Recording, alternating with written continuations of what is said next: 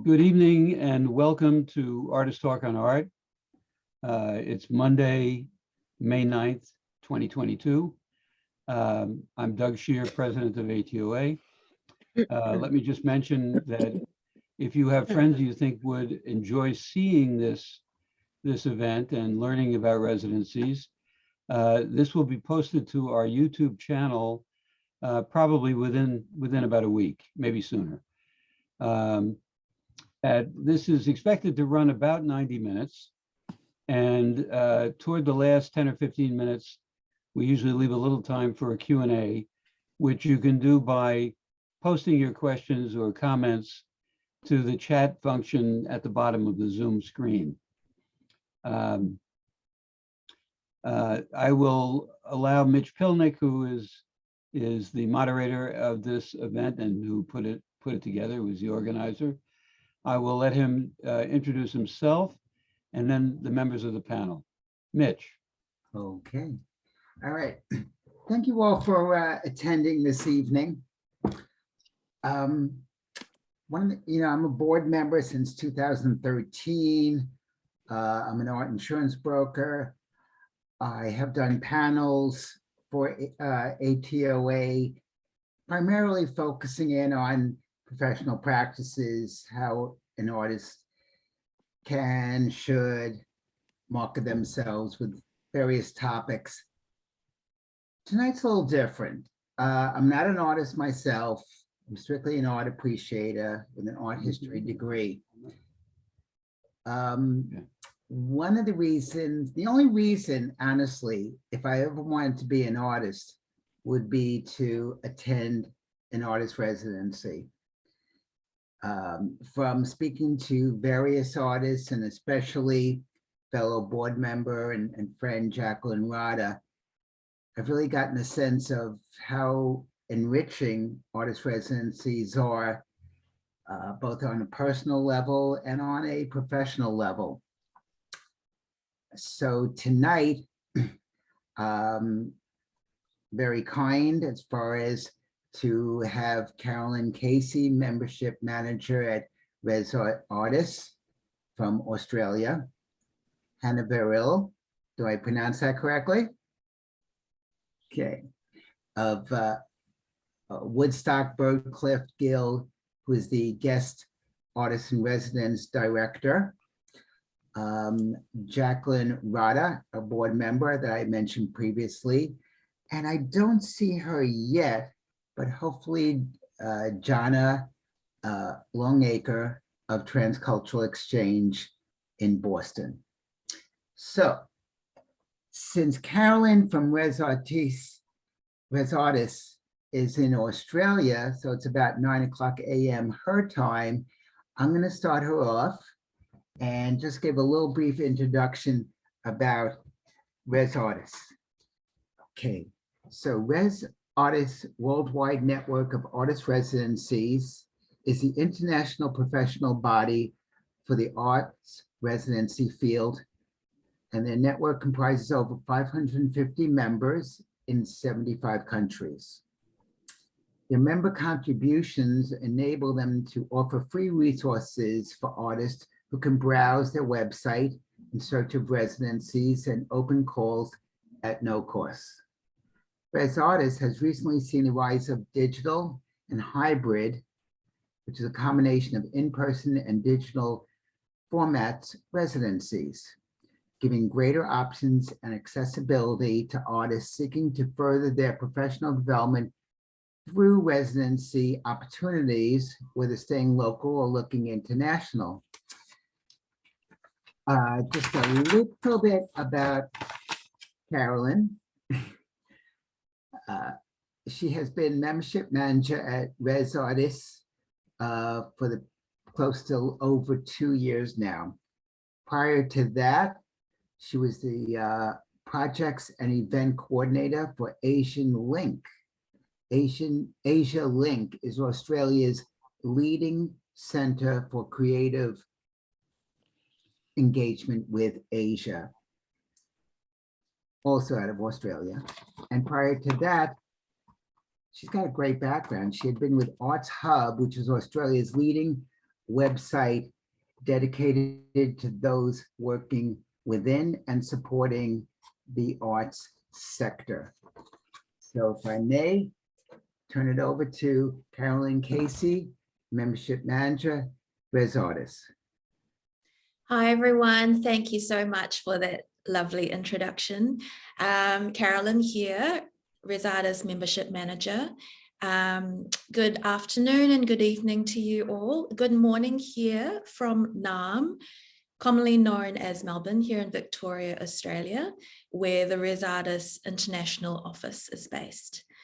I will just begin today by acknowledging the Wurundjeri people of the Kulin Nation, the traditional custodians of this unceded land on which we work, and I pay my respects to their elders past and present.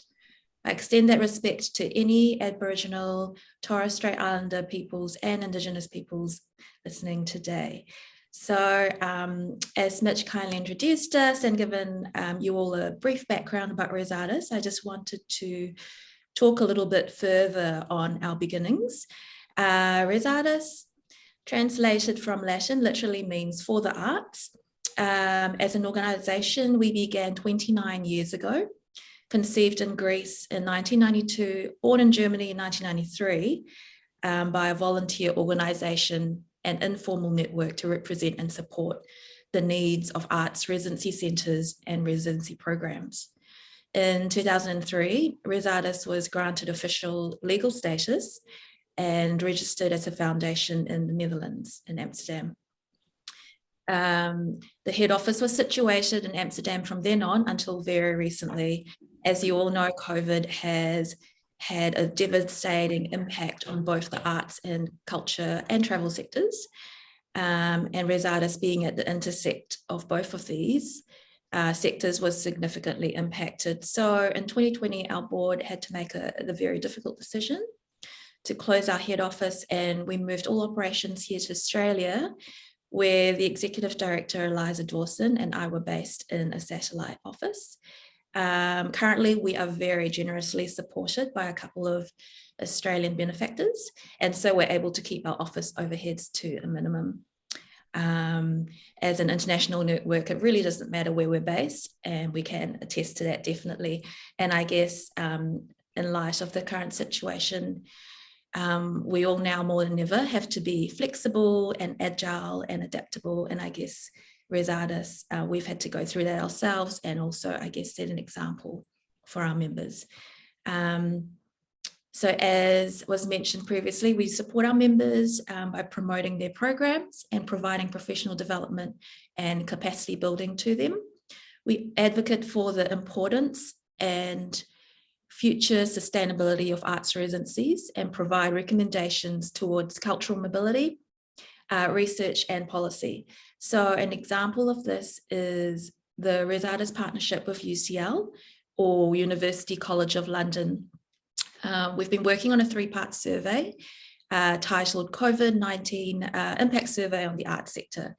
And we have 2 reports currently available on the short-term and medium-term impact, and part 3 on the long-term impact will be announced further on this year. So I will share my screen and direct you to find these resources. Okay.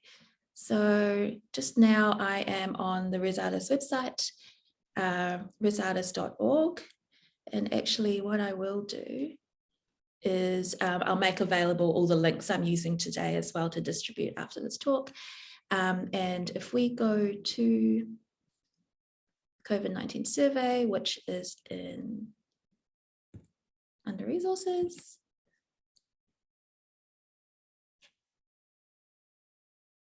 And while that's working, here we go. And here are our survey findings.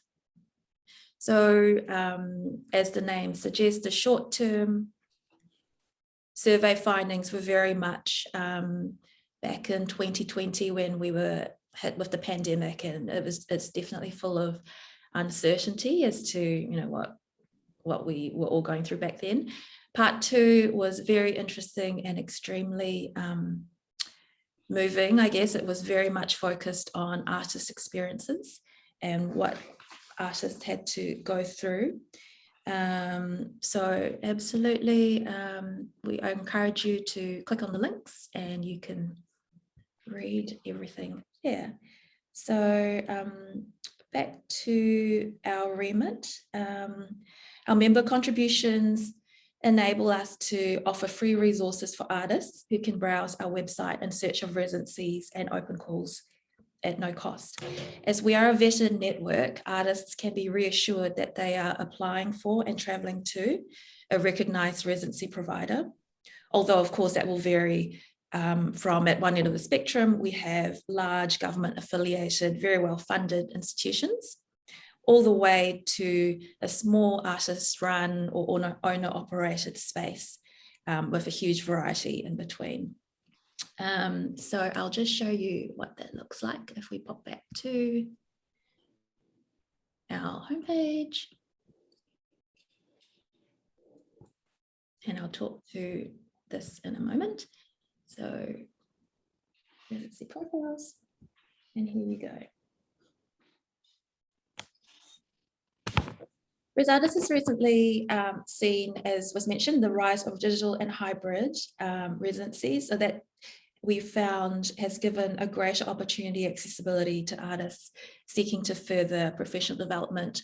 There was earlier on thinking that digital residencies would not be as adequate as in person, but interestingly enough, we found that that has given some artists more opportunity. For example, traveling is a bit of a privilege, and the cost of traveling does prohibit some artists. Perhaps artists have family commitments or live in a remote area, so the availability of digital opportunities actually did open up a lot of new spaces for artists to explore. So whether as an artist you're looking to stay local and close to home, or looking for an international opportunity, we hope that and encourage you to have a look at the Res Artist website to find something that will resonate with you. So on to the important step, how to find a residency. So as you can see, I'm in our member profile page with this map, and there's some search parameters here where you can search by country. And at last counting, I believe there's about 77 countries represented here, so a huge array of choice. Also, if you wanted to go a bit more general and just via region, we can look through sort of breaking down the world into region chunks. Another way to search, obviously, is through disciplines, and our members will all sort of focus on a few art forms. Some are cross art forms, and just depending on the facilities they offer, you can definitely filter your search. Something that I did want to highlight, I had a member recently, I had an artist inquire recently about a past residency that they came across and sort of forgot the name of, and it was focused on a residency for mature artists, and it was based in Taiwan. So for example, if we just go to Taiwan, and the map will just pop up with these two here, and I believe it was this residency here, Artisan Residency Type A. So when you click through, our members will each have a page with some beautiful photos on their residency, contact details here, phone number, email address, and website. So we really do encourage you to browse their website and get in touch with them directly. They'd love to hear from you if you have any questions. And And if there is, as you can see here, this is an open call that has since passed and it's not displaying on our open call section, but you can definitely still click through and get some details. And if that's of interest, you can definitely just get in touch with the host and see if that's something that's a program they're looking to run in the future. So that's one way to find a residency if you have a specific country in mind, and if there's certain facilities that you need as well. Something else that I neglected to mention is that in these search filters, we've got sort of languages that are spoken in the residency, and also accessibility needs as well.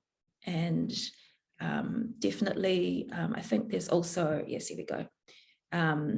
If you are looking to bring your family along with you, some residencies do offer spaces for families to stay together as well. Okay, moving on. The other way that you can browse our members' open calls are through the open call section. And this section displays all current open calls, and there are a lot of them. You can filter by deadline date and also by country.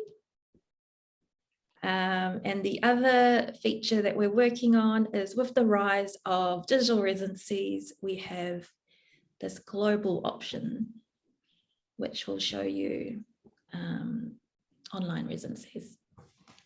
And interestingly enough, I'm not sure if there's any in here at the moment, but we have seen a few hybrid residencies, as mentioned. For example, Banff in Alberta, I believe they were offering a residency where the first 3 weeks were online, and the conclusion of the residency was a week for all the artists to meet together in Banff. So there's been some really interesting and creative models of residencies developing as a response, I guess, to the pandemic, and also moving forward as to how to navigate the changing world. So that's the two main ways you can find a residency. The other way that you can do so is to sign up for our newsletters, of course. We send out quarterly newsletters to the public. I'll just show you where the sign up is, just here. And a new feature that has proven to be really, really popular, we've introduced an open calls closing soon newsletter. So within about 10 days, this fortnightly newsletter goes out, and just to remind artists that deadlines are approaching, but the open calls are still available.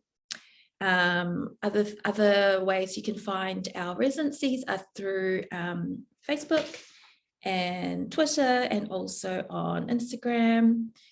I'll just quickly pop over to Instagram in case you haven't had a chance to browse, and some interesting things going on here. And we kind of feature, we've started featuring a few artist stories. There's so many of them out there, and we really want to, moving forward, share more artist experiences to also, I guess, show you what a residency could be like.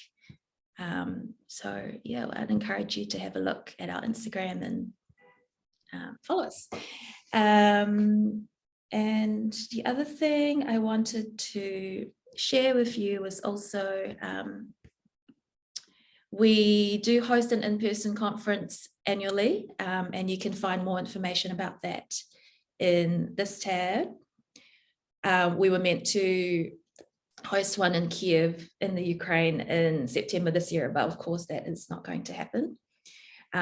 So as we had an existing partnership with a few Ukrainian organizations, we've definitely mobilized our resources, and we do have a section focused on the current war in Ukraine. So there's a lot of information here. If you feel that you want to help, for residency providers, it's been amazing, the generosity that has come forward. So we've got organizations offering emergency residencies to Ukrainian creatives, not just artists, but also arts workers and other creative practitioners. And there's also just a few other humanitarian resources. We, for example, partnered with a great organization called Artists at Risk. So not only in the Ukraine, but also other countries affected by conflict, for example, Myanmar and Hong Kong, that's still ongoing. So there's a lot of resources in there for creatives to have a look at. But going back to conferences, we've got a huge archive of past conferences, a great opportunity to meet like-minded people in the world and connect and network. And as I mentioned earlier, our previous conference, our first digital conference, was held in Bangkok last year. And out of that, we really found that the rise of digital and hybrid conferences are really just a necessity now more than ever. And I think that's it from me, really. Oh, one last thing, resources, another section of the website, as I mentioned, COVID resources, a section specifically for creatives at risk, as mentioned, and lots of digital learning tools. So I think I've gone on for long enough. As I mentioned, I will provide all the links I've kind of rushed through in a document to distribute later on. But I'll hand it back to you. Thank you so much for listening.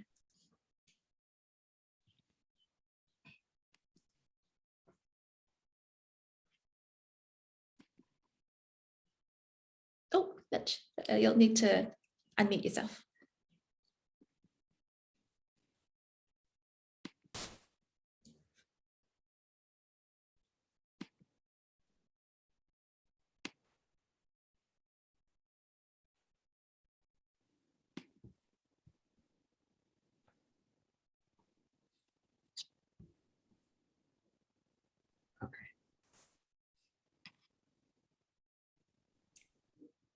Can you hear Mitch, me you have now? to unmute yourself. Am I unmuted now? Can you hear me? No? One more time. I think I am. You're Yeah. unmuted. We can hear you. Okay, great. All righty. Let me just get back to the view there. All righty. So I see there are some questions there, but we're going to move on to the next one. And the questions in the chat room, I'll jot down and we'll get to those at the conclusion. Okay.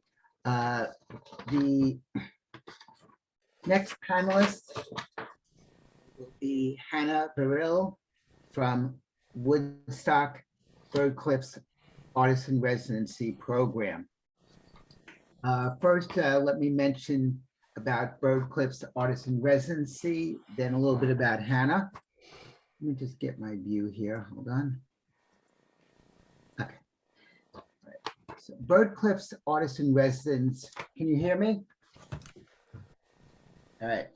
I hope you can you hear me, everyone? Great. Yes. Okay. Great. Doug can't. Okay. Birdcliffe's Artist in Residence program provides artists with uninterrupted creative time within the serene natural setting of the Birdcliff Arts Colony, which is up in Woodstock. Birdcliffe's AIR, or Artist in Residence program, is particularly beneficial to those who find it restorative to live and work in a simple and communal environment in close proximity to natural beauty. The criterion for acceptance is a rigorous artistic practice and commitment to one's field of endeavor. They welcome artists working in a diverse range of media. Residencies offer artist studios and accommodation within a community of peers. As part of their program, they facilitate practice shares, field trips, and each session concludes with an open studios event at the Valletta, a quintessential summer Woodstock happening that combines visual arts, readings, music, and community. Residents also have the opportunity to participate in a group exhibition at the Woodstock Byrdclife Guild's Kleinert James Center for the Arts the year following their residency. Now, a little bit about Janna. Hannah is an artist and educator originally from Brooklyn, New York, and now happily living in the Hudson Valley. As an artist, Hannah creates interdisciplinary performance events using movement, video, text, and installation. Her work has been shown at the Center for Performance Research, American Medium, here HERE Art Center, Movement Research, Wise Acres, Glass House Gallery, Lynx Hall, Nightingale Cinema, Defibrillator Gallery, and PETA. Hannah is also a longtime art educator working across sites such as Dia Beacon and Abrams Art Center. Hannah holds an MFA from the School of the Art Institute of Chicago and a BA from Oberlin College. She's delighted to join the Woodstock Byrdcliffe Guild community as this year's guest director of the Artist in Residency program. Hannah, thank you so much. Hi, everyone. Maybe just give me a thumbs up if you can hear me okay. Okay. Thanks so much for having me be a part of this panel. And yeah, as Mitch mentioned, I'm this year's guest director of the Birdcliff Artisan Residency program. So I'm coming into my role somewhat recently. So I'd love to give you all a sense of the program. I don't have so much of a deep sense of the history of the program in recent years because I'm so new to my role, but I'd still love to share a bit about what the program is looking like currently. And I will share our website after I finish speaking. I encourage you all to go to the website. Birdcliff has an incredibly rich history, and I'm learning a lot about the history as I go. But I believe it is the longest continuously running artist residency program in this country. That's my understanding. So it's been going for a really long time. So first and foremost, our residency program, like many others, is about giving artists time and space to focus on your creative practice. That is really what an artist residency, that's the value of an artist residency. And then a layer that I am really dedicated to is also the providing of a rich artistic community. And so that's a big part of, as I come into my role for this year's program, thinking through how to create community while artists are with us in residence is something I'm really interested in. And I'll just share, some basic elements of our program. And then of course, if anyone has questions, I'm happy to answer those. There are two branches to our artist residency program. One branch is the Cottage Artist in Residency program, which is longer term residencies. These typically range from 2 to 5 months, but we are starting to open them up for longer term, so even up to a year. And in this branch of the residency program, artists stay in cottages. So it's a bit more of an autonomous part of our program. And because of the longer term nature of it, the way the timing of certain programmatic elements unfolds a little bit more slowly. The other main part of our residency program is the communal program. And in that part of the program, artists come up for much briefer stays of 3.5 weeks, and artists live together in communal housing. It's a much more sort of commingling type of social experience. And because of that, the timing of that program unfolds in a sort of more rapid way. We welcome artists of all disciplines to our program. We have a really diverse group of artists coming this year, certainly visual artists of all kinds. And then we also typically have many writers. We have facilities specific to ceramics. So we definitely have ceramics who are always with us. We also have some wonderful weaving facilities. So, we're very open to artists of all disciplines and media. Yeah, we also are open to composers, folks who are working in movement and performance. So it's a really diverse group. in that way. In terms of what we offer to our artists beyond, studio space and this open time to focus on your work, we have practice shares where, and I'm just seeing a question, but I'll answer that in a minute. We have practice shares where artists can share their work with each other. This is really important to sort of foster opportunities for connection and collaboration throughout the residency program. We also organize excursions to local arts spaces and places around the Hudson Valley.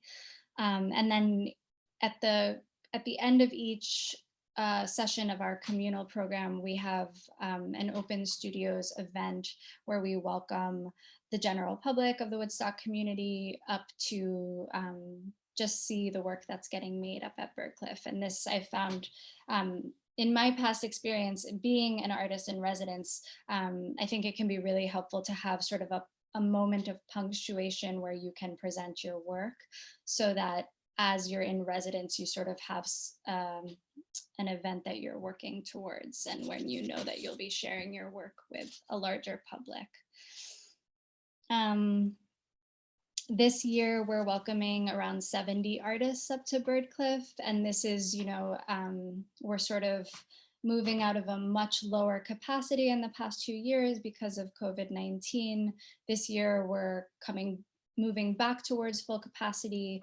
In past years, I think there were typically groups of around 100 artists that would come through the Birdcliff Arts Colony.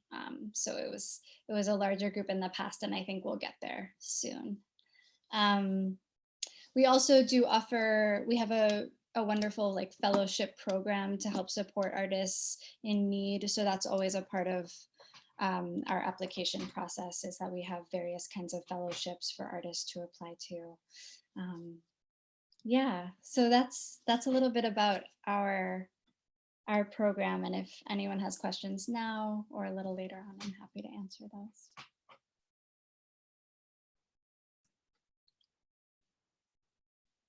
Hannah, I have a question. Yes. So how long have you been guest director, and how did you come about becoming guest director? I've been guest director since the winter. I came into my role in December, and let's see, I came into this role specifically through a friend who knew of the opening and thought of me, and that's how it happened. So it's a new role for me. As you mentioned, I am an artist, and I've been an artist in residence, and those experiences are certainly informing my approach to this role. And then I've also been an arts educator for a long time, and I would say that's also informing how I approach this role. Yeah. If there's no other questions this time, I'll turn to the next panelist. Thank you, Hannah, very much. Okay, next panelist will be from Transcultural Exchange.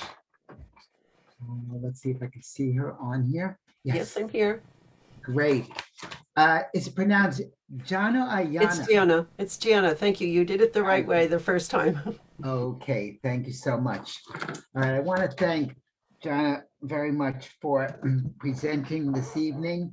Mary Sherman, I originally knew as far as she is the director. Is that correct? That's correct. Yep.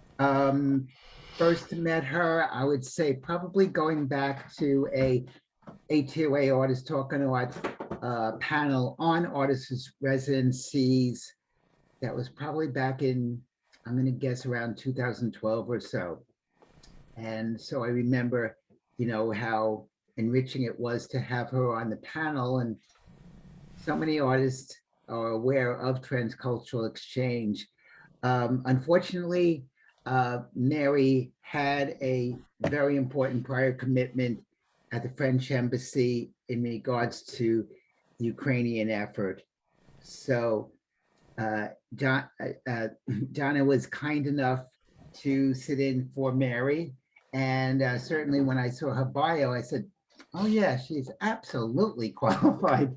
to be. So let me give a little background here, if I may. Okay, first I'll mention a little bit about Transcultural and then about Janna. Transcultural Exchange is, and can we hear me? Okay. Okay. All right. Mission is to foster a greater understanding of world cultures.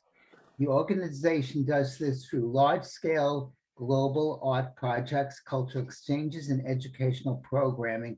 Most notably, the only international conference on opportunities in the arts.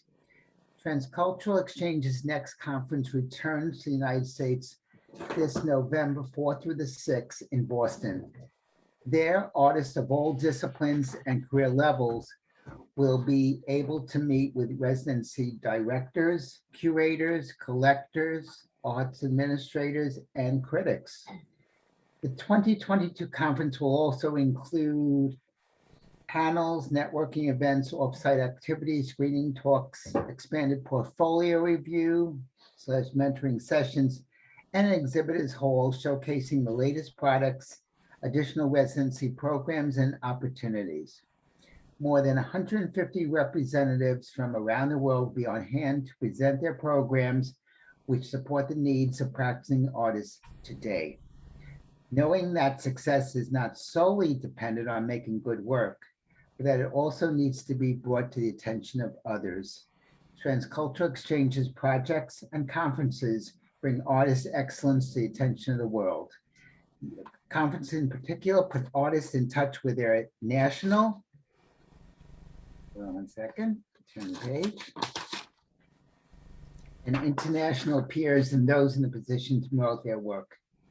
They provide artists, especially those long marginalized by the art world, with information about activities, programs, and resources where they can participate alongside their global peers in local, national, and international exhibits, artist exchanges, and other possibilities. The results, artists gain their tools and access they need to succeed in today's global reality. As post-conference surveys show, for many young artists, this conference is the link between academia and a real-world art practice. For more established artists, it's an essential forum for meeting their international peers and learning of the vast number of opportunities for their work around the world. And best of all, these conferences work. Countless post-survey emails attest that attendees received a grant, exhibition, invitation, residency, or job as a result of attending the conference.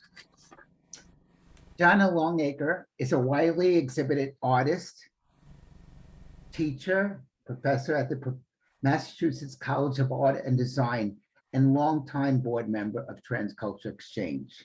She has been instrumental to the success of Transcultural Exchange's conferences on international opportunities in the arts since their inception in 2007. So, Janna, I hope after all of that, you have something else to tell us.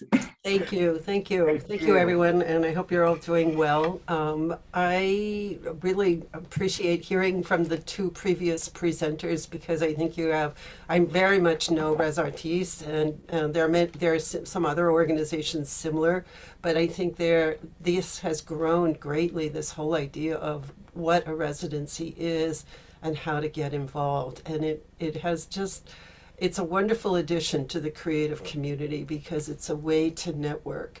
And then what Hannah gave you an experience of something that's really close to your own, neighborhood right there in New York, and something, that you can participate in. So what Mary has done, and I can share the screen in a second here, and I always call her a one-person dynamo because she has been driving this nonprofit to do this, very dedicated. It's over 30 years old now, to just network artists. So there are times that she has calls out for projects, and maybe I should go ahead and start the screen share. If I do, whoops, wait a second, I have something on the wrong screen. Come back a second, and now. So the Transcultural, get it to come over here. This is you're looking at this is a brand new website, so I can't even navigate it through as I had previously done it. But I will do my very best. But Transcultural does not only the conferences, but here under activities where it says Hello World. So Mitch gave you an idea of what the organization is, but here I will give you, when you click under activities here, you will see that there's an hour-long video. Mary really didn't want artists, and there's a picture of Mary Sherman right here on the screen. Did not want artists to lose touch with one another or just sort of fade away during COVID. So Hello World, she really got artists from around the world to actually present what they were doing. And this was a launch of this video so they were really, it was a Zoom of different people, creatives talking and presenting a small bit of their work. She's over the past also done specific projects, like we've centered around types of objects that have been done around the world. But I think what we're really doing is building a networking kind of community. So when I come back over here, so that just, the fact that she's doing more than just sort of conferences per se, and you kind of know what the whole mission statement is. But if I come, that's like I say, I'm stumbling through this conference just a little bit here. Let me just come to if I just switch gears. Here is the conference for the fall. So what's coming up right now. And we already have the whole programming is already posted on here. I am teaching at Mass Art. I've been there this is my 45th year of teaching there. And I've been involved with Mary on some of these world projects as well. And through my work, working with Mary, I've had work in 26 different countries now. So it does have an effect on how this can happen. What we're doing during the conference this time is that we are, as usual, kind of having a crushed 3-day event, kind of like a mini, if you've ever been to a CAA conference where there's way too much going on at the same time. So you really have to make some decisions. And when you look at the full schedule of what's here, and it begins on November 4th, here it's listing the colleges of the Fenway, our small colleges that are located around the Fenway area in Boston. We are literally, the Isabella Gardner Museum is outside our door, so is the MFA of Boston. So this is a very walkable group of different organizations right there. And because none of us are huge, we are using different spaces in the different colleges.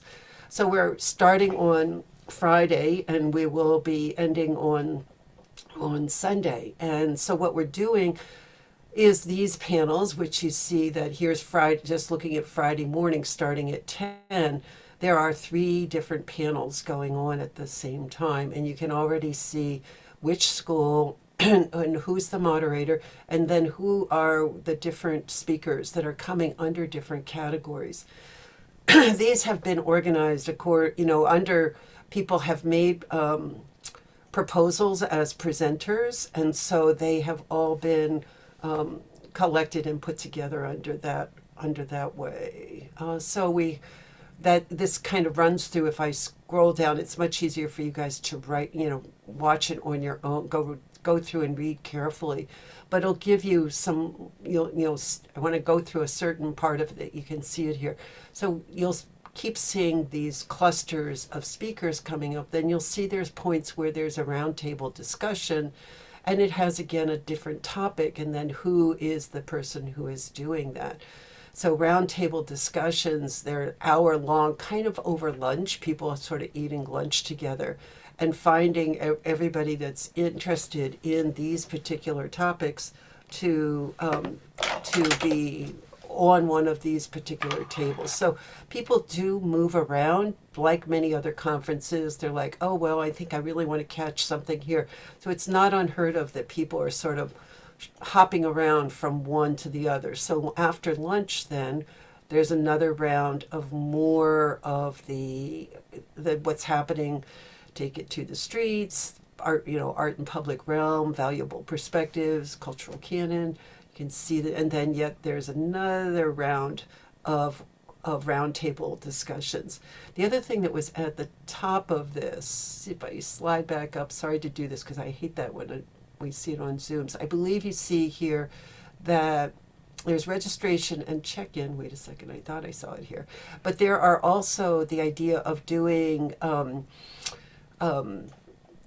portfolio reviews, and these are posted here too. So in the sideline of this schedule, you'll see where people are actually signing up to have a portfolio review, because everybody who's coming in as a presenter is doing a portfolio review. So you have a set time that you would be going there. This is something that you sign up for when you sign up with the conference of what you're trying to do.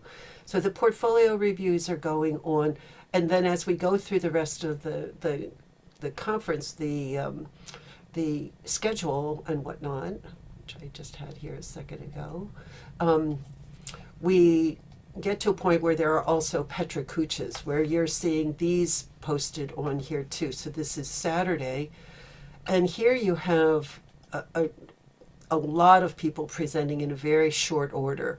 You have all of these different organizations literally doing an elevator pitch to their own organization. And what's great about it is you kind of know a little bit ahead of time.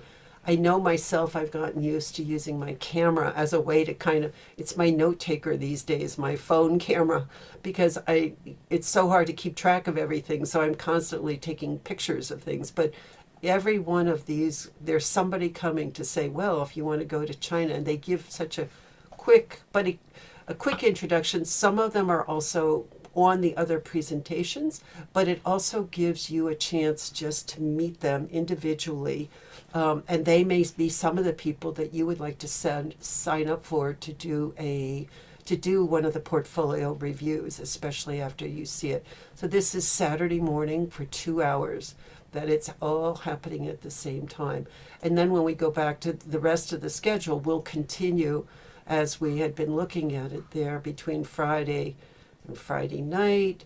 Then I think for us, as I've been working with Mary with this over the years, the other difficult thing is that so many people are very jet lagged as they arrive. You guys are very close to Boston. It's a piece of cake for you to come to Boston, but we're flying people in from around the world. So sometimes they do want to do things late in the evening. You see that there's an opening reception, which goes just where people are just sort of a meet and greet. This is at the end of the day on Friday.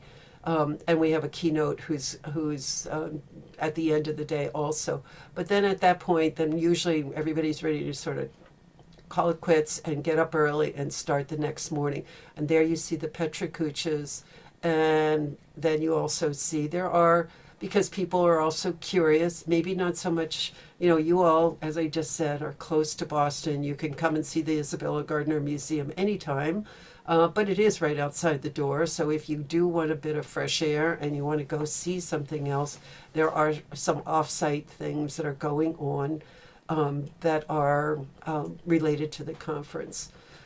There are also, you see here, other off-site tours. There are some things that are related to sort of a workshop that's going on. And because Mary has often given this, you can see that as you read through this more carefully, it is not just visual arts. We do have things that are connected to music and theater.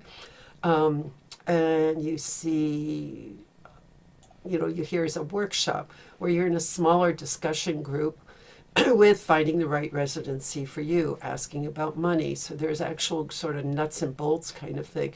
The main thing, and we'd love to have you all come to the conference, the main thing is to really, kind of make a plan for yourself. Even though I said people do hop between different things, it still is important to kind of have a plan and look at all this, which is what happens at many of these. So there you see again, every time you see another afternoon sessions for that, then here's 3 different groups of people speaking, 3 different topics, and a roundtable discussion going on at the same time, and also some workshops. So it is really, really packed. And then late afternoon on Saturday, again, the same sort of thing going on. I think I would lose you if I start picking apart and going into all of these individually. Many of these organizations are connected with Residencies, and they have been connected with Mary for a very, very long time. Here's the final keynote, which is Artists Under Attack. This is Saturday night. Artists as Political Actors. Tanya Bulgaria, who is teaching at Harvard, and a very prominent Cuban artist and activist you may know as well. Mauko and Omad Sharifi also joining. So 3 people doing the keynote on the last day. The gala is something that you can purchase tickets for, many of the speakers will be there. It's a dinner, basically, and it's another sort of meet and greet kind of thing for people to come in. Then we get up early again on Sunday morning and we do one more round. I know my name is in here somewhere. I haven't seen. I am a moderator on one of these panels. I have been in residencies also. You know, my work has been in one place, but I've been long-term in China, but I've also taught in Vietnam and Brazil and Cuba as well. So we get to the end. This is at the end of the day. We're still same kind of thing. I don't want to make you dizzy, and it's too much text to read in such a short order. But I just want to have you have a sense of the workshops that are going on. Some of them, like you said, here's one that is actually needs a smaller one. I think they're actually cooking lunch in this one. So there are some that really do have a pre-registration and a limited capacity. But there aren't too many of those. Most of them are pretty easy to move around in. So the range of residencies also that are represented here. Yes, there are some that are very big, and there's the closing reception at 4 o'clock on Sunday afternoon. But the residencies go from being ones that are, I'm going to stop the share for a second here, that are suited to, they're more privately funded. Some are literally invitation only. Residencies are something that you end up finding that you kind of cultivate your place of where you belong in the nature of all these residencies. Some you really like the idea of being in something that's really small and intimate. Maybe some of them are too small for you. Maybe you're one of only 2 people, but you happen to be in a location that you love, but you had hoped for more of a broader experience with more conversations. I look at them as a way to network and really build a base for where, how you kind of connect yourself in many, many different ways. There are residencies definitely that don't have any facilities whatsoever. It's not even that they're virtual. They kind of give you a bed and a little place to stay, but you can't expect that they're by no means all this. One size does not fit all in the world of residencies. Some, like Hannah mentioned, they have a ceramic studio. That's almost unusual to have. Some of the studios have very, specific and well supported facilities, but others are very plain. And yet, the Cité in Paris, you may end up just with a table and a bed, but you have a wonderful location, and it's up to you these days. The way we as artists operate, these things are not something that you actually go oftentimes to complete really finished work. I see them more as like generating your ideas and kind of infusing your creative forces that you can come back. Yes, you can definitely do some work, but I wouldn't look at it as a place that, I'm going to get all this work done. Some of them do have an obligation that you're to do a public talk. Some of them do ask you to leave a piece for the collection. That's not unheard of. So you just have to kind of know how to ask all the right questions for how they fit you.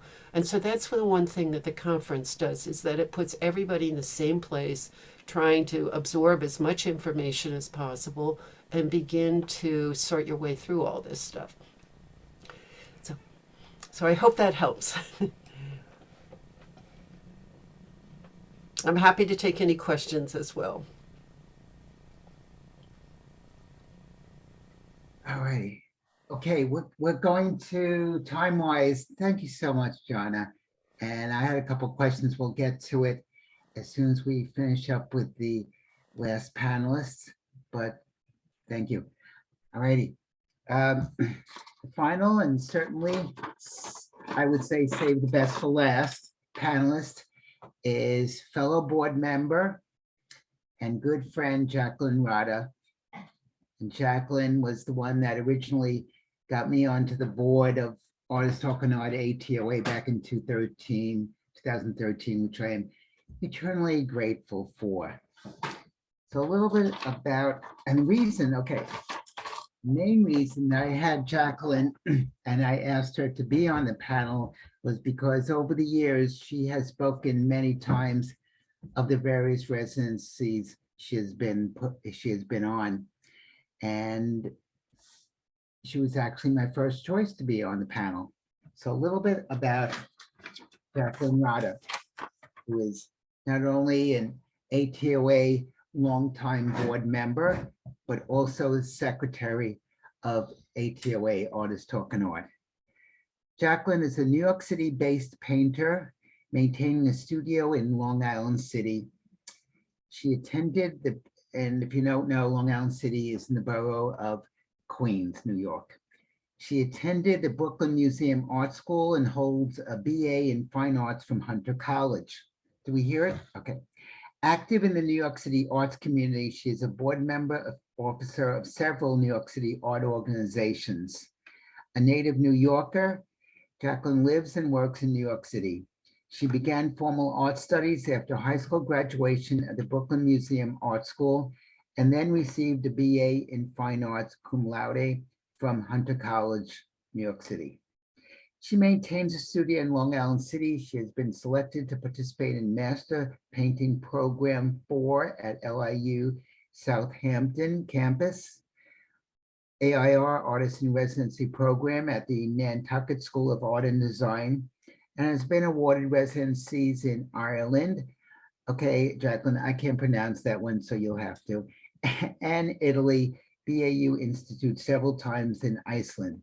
Also, she's actively involved in New York City art community as an officer of 2 historic artist-run organizations as Secretary of Artists Talking Art and acting president of the Federation of Modern Painters and Sculptors, as well as a member of the National Association of Women Artists, otherwise known as NAWA.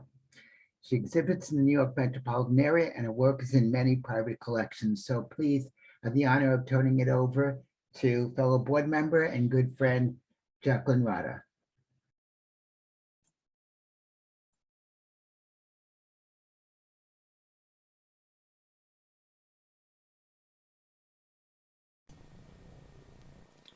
I believe you're on mute.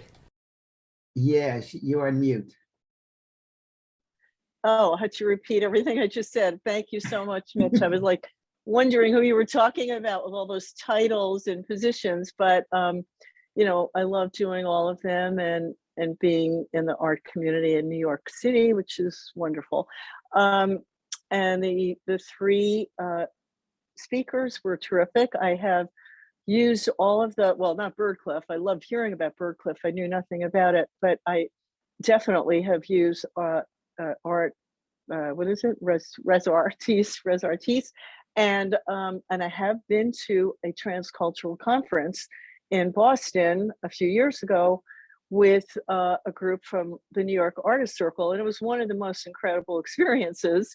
Yeah, it's overwhelming, but you do get so much out of it, and I just found it wonderful. I'd love to do it again. Now, for me, I've been on a few residencies, not that, I mean, it sounded like I was on so many, not really.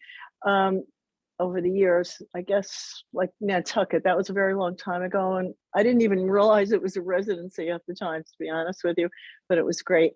But the ones I was going to just like briefly talk about tonight, and I made a little PowerPoint just so, you know, so we could look at some pictures. So I'm going to just talk about Kill Relig, which is in, we could put the PowerPoint on Marina, if you would. Is Marina, yeah. Okay, so the first one I'm going to talk about is Kill Relig Art Center, which is in the southwest coast of Ireland, and that's a pre-famine restored village from 1790.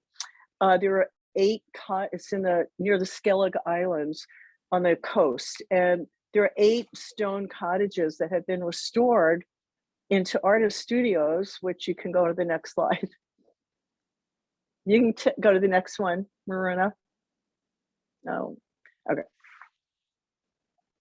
Anyway, so 8 cottages have been restored for artists and writers and musicians. There is, when I did it, I'm not sure if that still exists, that there is no deadline. It's a rolling submission, and people come from all over the world. It's international. Now, the time I was there, it just happened, believe it or not, I was the only one there in the village. But for me, it was an incredible experience to have this time of solitude and really figure out my daily life, which I did. I mean, you can go to the next slide.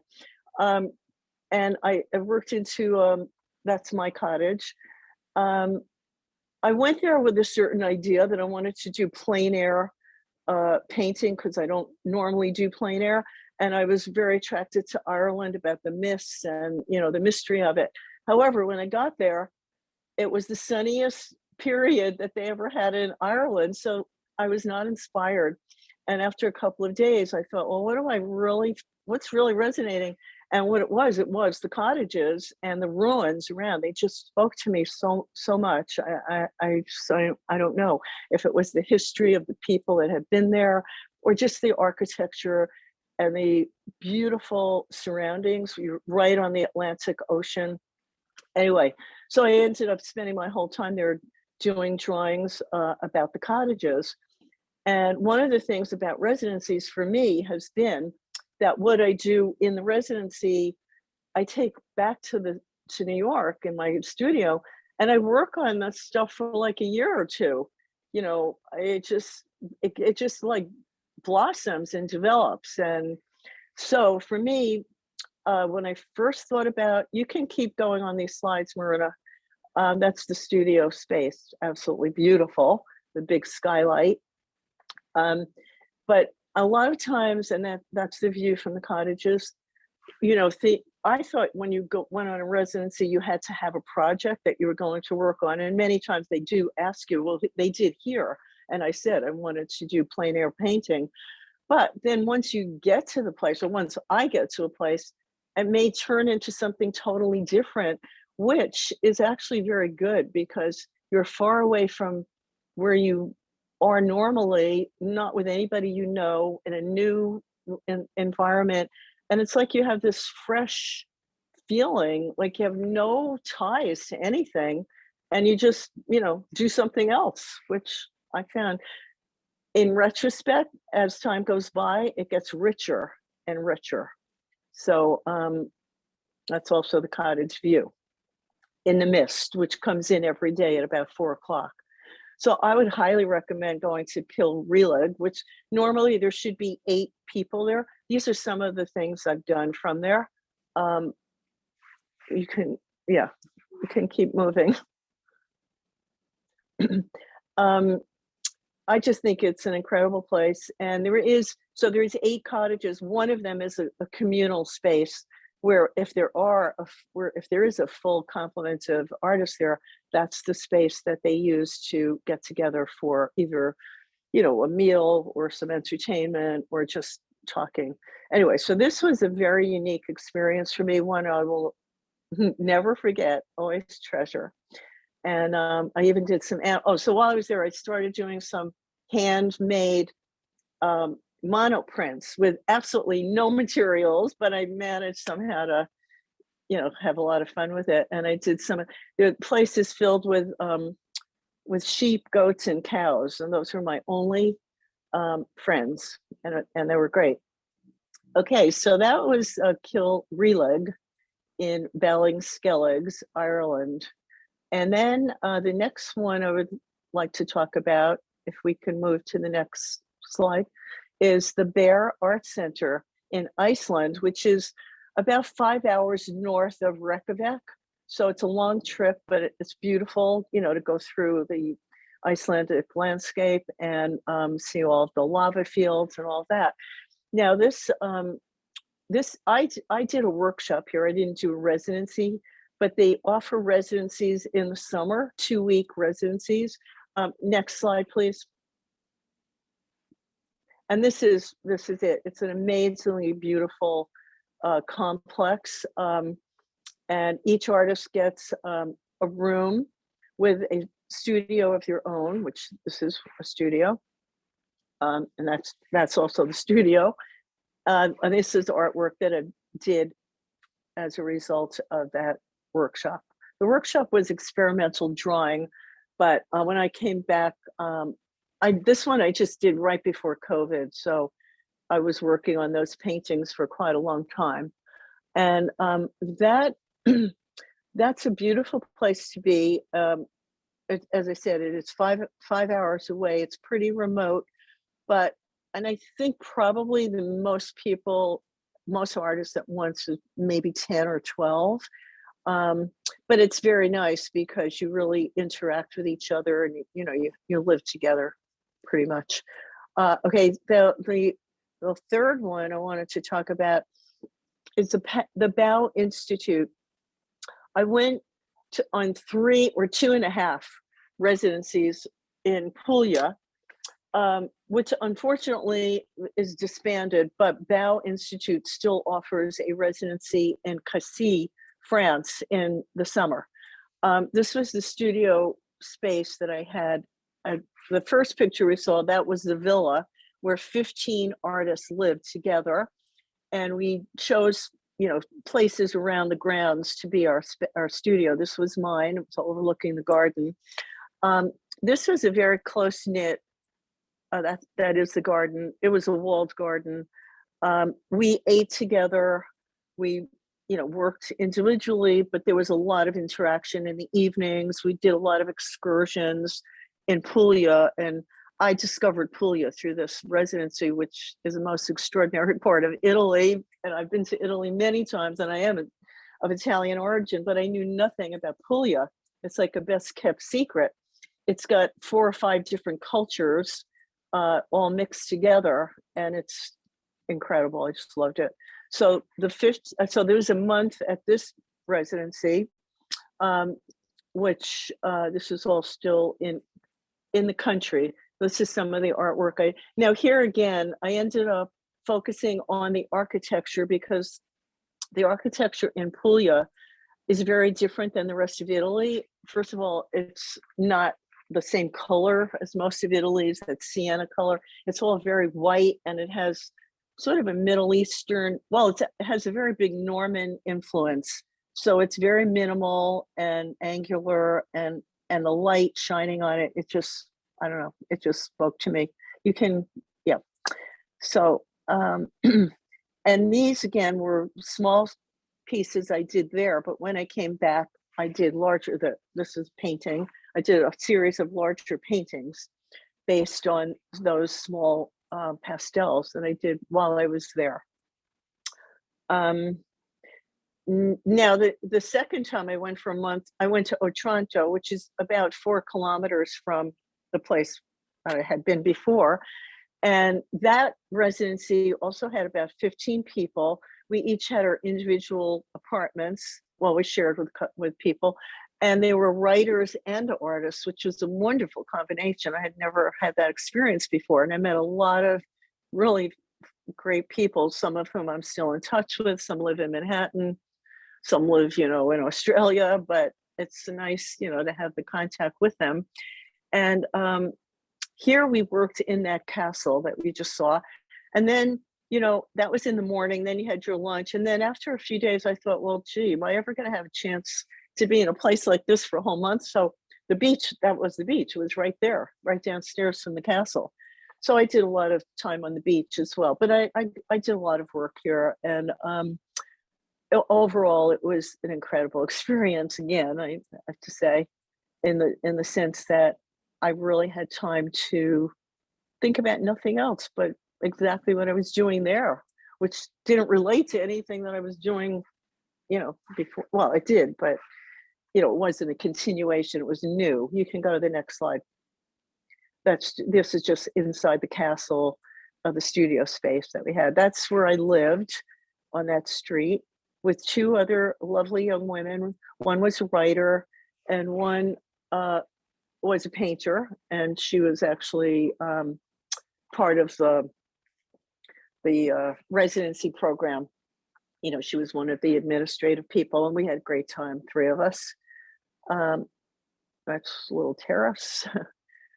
And these are things I did there, small pieces, but again, when I came back, I worked on these, made them, some of them, into larger works. Okay. Okay.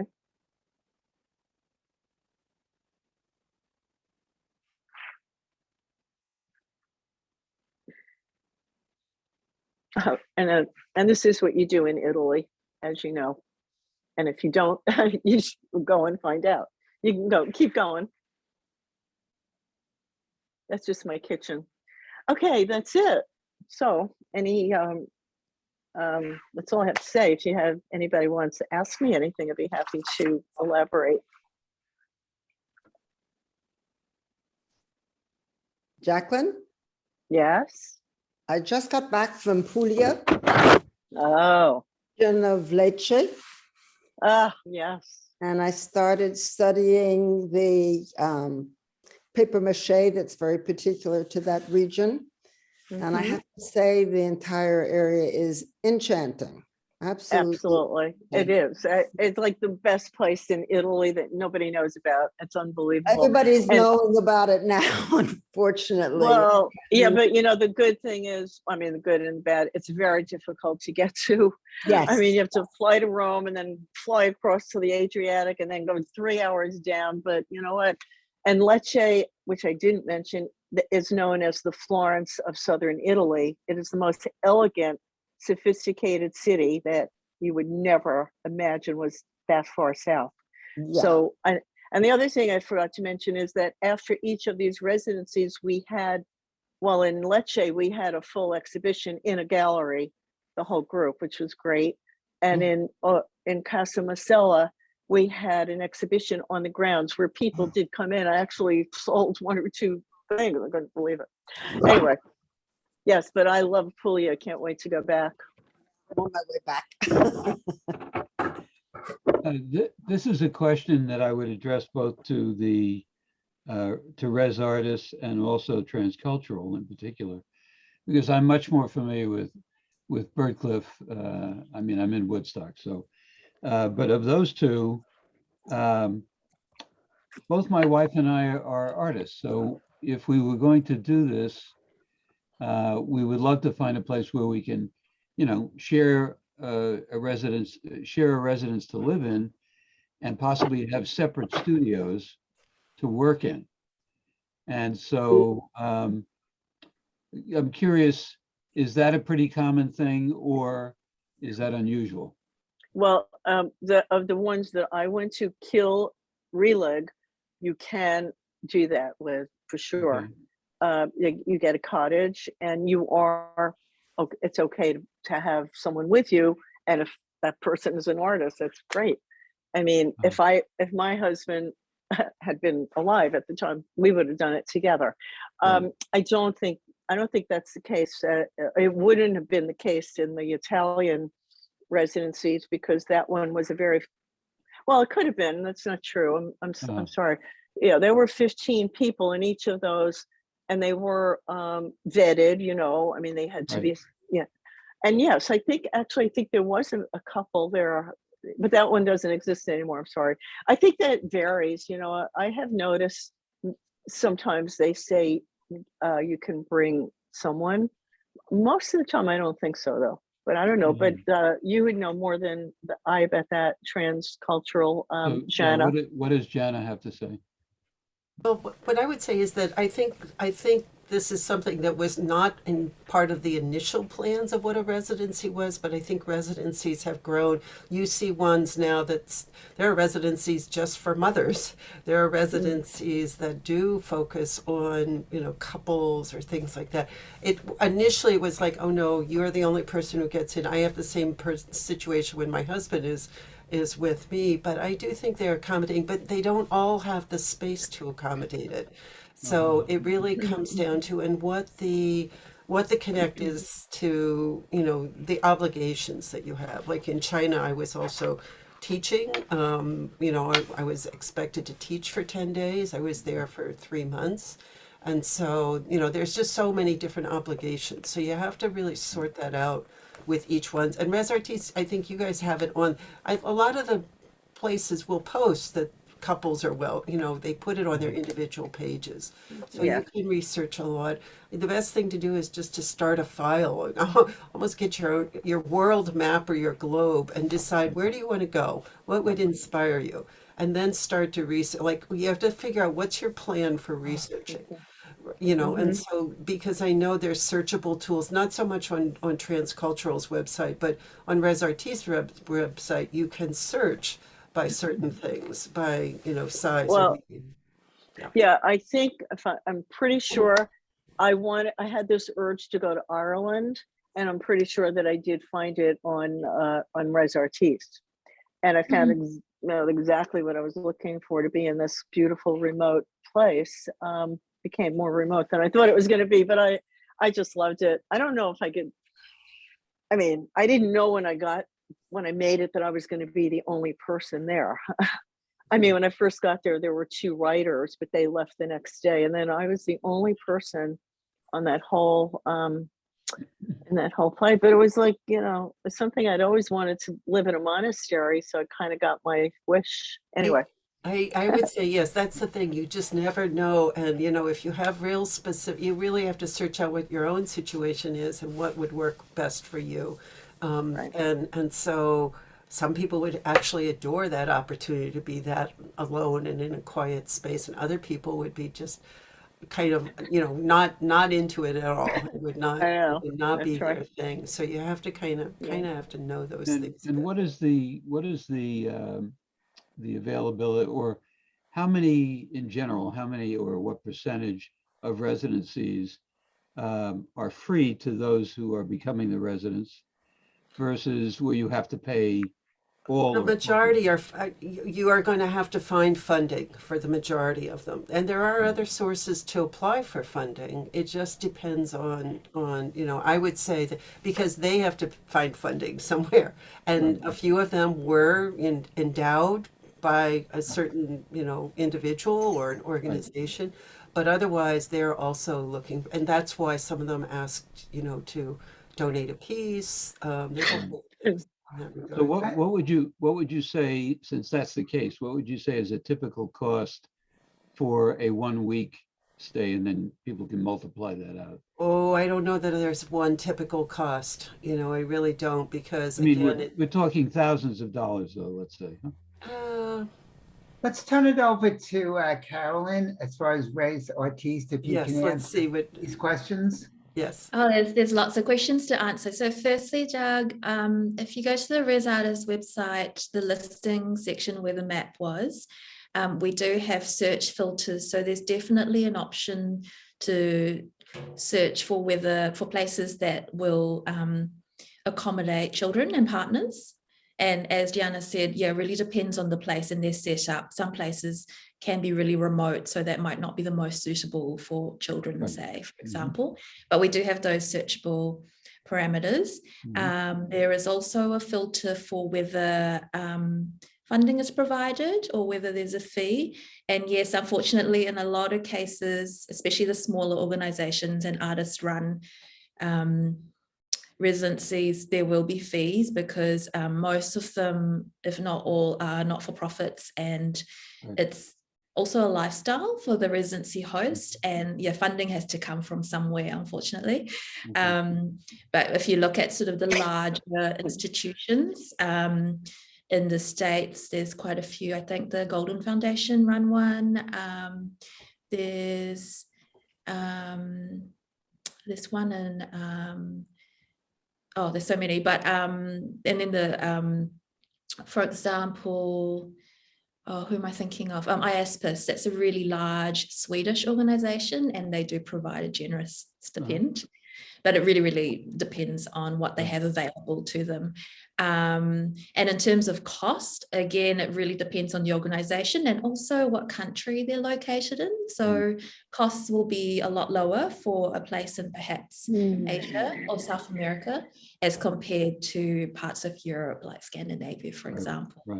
But in a lot of the Res Artist profiles, they will give you an indication of what to expect in terms of residency fees and also what it includes. We definitely encourage you to begin that conversation if you are interested in going somewhere, so you know what to expect and yes, the fees. And what is a typical lead time? Should people who want, are interested now be thinking essentially about 2023? For example? Absolutely. I think it's good to be prepared and just to plan as well. And if you have other commitments, such as you're paying rent or you've got a family, you have to plan for these things, don't you? Right. And I do think a lot of the residencies, depending on where they are, who they are, they will do their programming a bit in advance. So the other section that you can look at on the Res Artist website is the open calls section, and you can kind of tell by the deadline date, and there's sort of a few dates given. So the deadline for that open call closing and when that residency will start. So that will give you an indication of how long you need to prepare for. And if I can add to that a little bit, I think, the whole world is not the normal world right now. A lot of residencies accepted people 2 years ago and they never got to come. So a lot of residencies are trying to get the bump out of the python. They really are trying to still give that opportunity. So you'll see a lot of postings that not accepting applications now. That is related to COVID. And so if it's someplace that's really high on your list, just continue to pay attention. But absolutely, everybody's at least a year in advance, at least, if not more. And I just want to put in one other plug is that another thing that has come up is that people are being very creative in their self-funding, whether it's the way we do GoFundMe or the way they're using. I know Mary's got Twitter and Instagram pages and whatnot, but people are running their own little self-funded operations, or you all as an organization could be doing, an online exhibition sale. And with my students, I'm often saying, well, give yourself sort of a big art vitamin pill every 3 to 5 years. Like, this is just an injection into doing this so that you just don't lose yourself. And if you can do it more often, yes, but at least have a set goal and at least say, okay, I need to set aside, put it into your planning of how you're budgeting it, and you'll make it happen. If you really want to make it happen, you'll figure out how to make it happen. And you just need to do, there's a lot of homework to it. So thank you. Well, it's time to wrap up. I want to thank everyone who had participated and attended. Thank you so much, Carolyn of Res Artiste. Thank you, Hannah of Woodcliff, Birdcliff Guild, Artisan Residency Program. Janna, thank you so much for filling in for Mary. You were a great addition to it. And one last thing before I get to Jackie, even though I'm not an artist, as I had said, this just gives me more reason. Just too bad that I have no talent. Otherwise, I'd want to go on these. But I had been probably back in around 2013 at an artist conference that someone had invited me to at Queens Museum in New York. That was a couple of days, and I really found that conference to be so thrilling. So I can, understand a little bit of what Transcultural Exchange. And Jacqueline, thank you so much. Your presentation was exquisite, as are you. And thank you everyone for attending again. And Doug, thank you. And Mitch, thank you. Thank you for organizing and moderating. Thank you very much.